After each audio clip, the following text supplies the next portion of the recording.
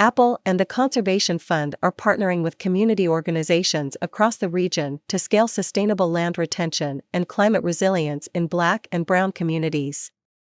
Throughout the Deep South, there are memories buried deep in the soil.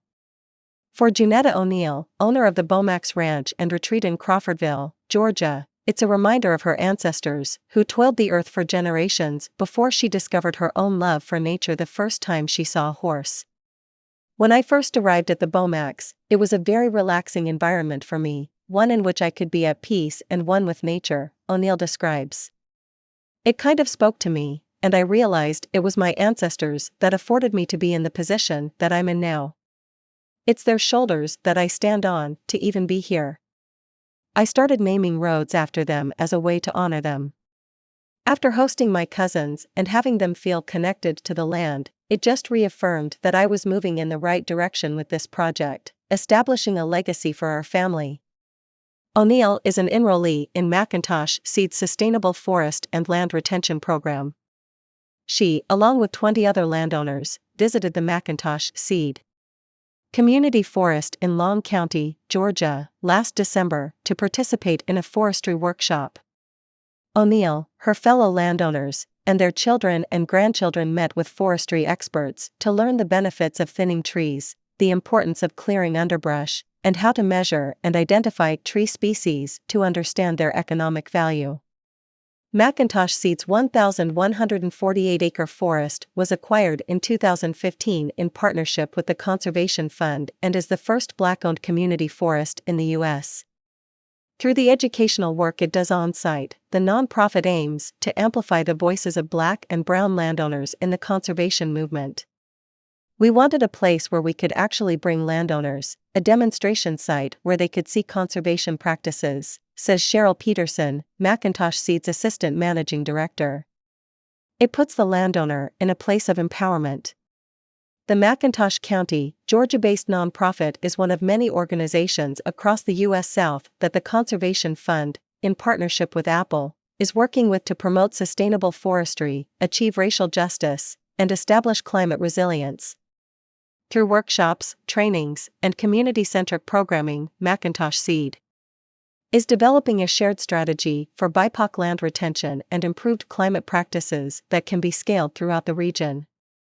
By harnessing the thousands of family-owned farms and forests, and Black institutional landowners, primarily churches and historically Black colleges and universities, their efforts will help address climate change, supporting best practices for climate resilience and adaptation on privately held land.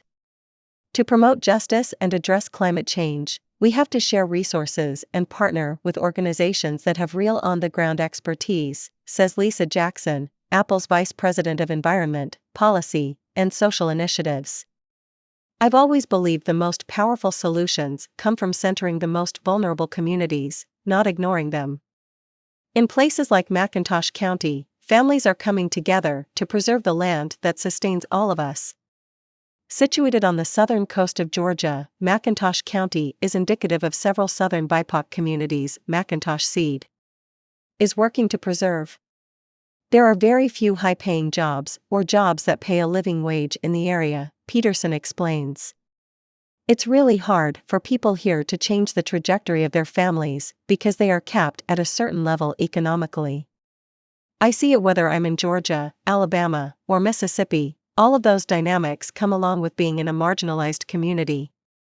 In the coastal city of Darien in McIntosh County, population just over 1,500, the nonprofit has anchored itself to the area, focused on educating and empowering families and Black landowners in the surrounding region. The nonprofit's grassroots programs are designed to strengthen local communities, educating and empowering landowners with the tools they may need to responsibly manage their land. That work has included addressing the impacts of climate change, from severe drought and extreme heat that has led to lost crops, to stronger and more frequent tropical storms and hurricanes that force people to evacuate. People have lost their homes and have had to move because they couldn't afford to get their homes repaired after a flood or after trees have fallen on their property, Peterson says. As a result of these environmental factors, a lot of families are put in harm's way because if they do have to evacuate, a lot of them can't afford to leave. As more and more harsh weather comes in, it's going to be detrimental to our area, especially for folks here on the coast. While McIntosh S.E.E.D.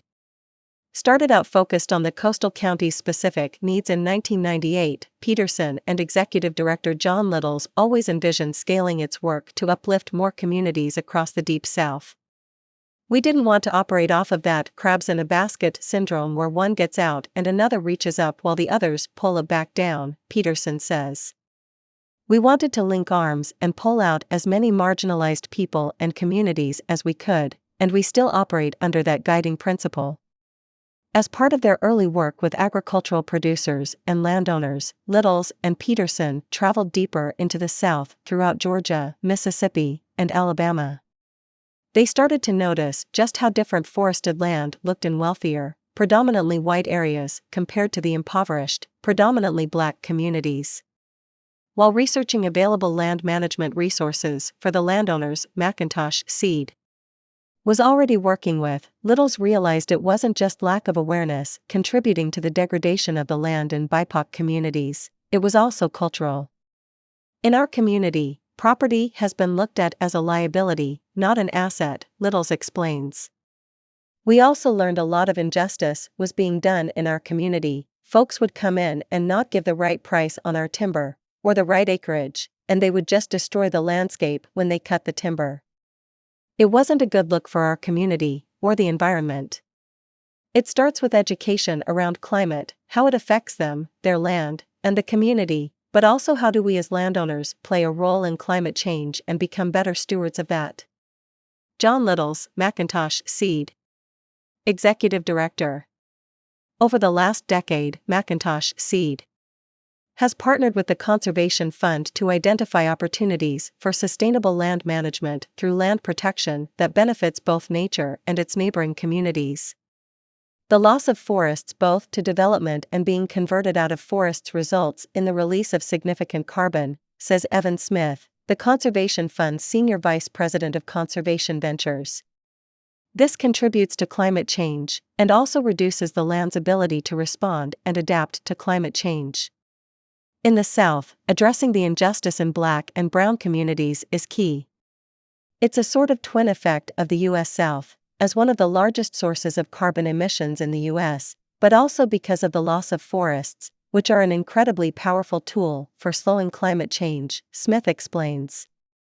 And then, at the same time, these populations are uniquely susceptible to displacement and impact because of climate change.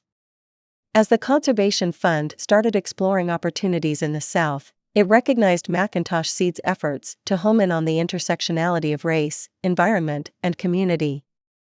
McIntosh S.E.E.D's grassroots programs were already designed to strengthen local communities, help them understand and address environmental impacts on their homes, gain access to natural resources, and educate and empower landowners with whatever tools they may need on their ownership journeys.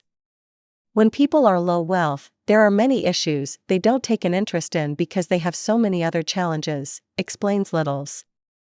So it starts with education around climate, how it affects them, their land, and the community, but also how do we as landowners play a role in climate change and become better stewards of that. At the community forest, Peterson is commanding the attention of the workshop's attendees and speaking directly to the young people in attendance about their responsibility to their family's land once it is passed on. She seems at one with the forest, acknowledging its benefits, its value, and the importance of keeping land for future generations. Traditionally, we don't have many Black forestry professionals, Peterson says. We want to build forestry, and we want to introduce our children to it so that they can pursue it as an option of future employment if they decide to, but in order for that to happen, they have to have that connection to the land. Peterson's commitment to uplifting families and communities stems from her ancestors, who instilled in her an innate desire to be of service to others.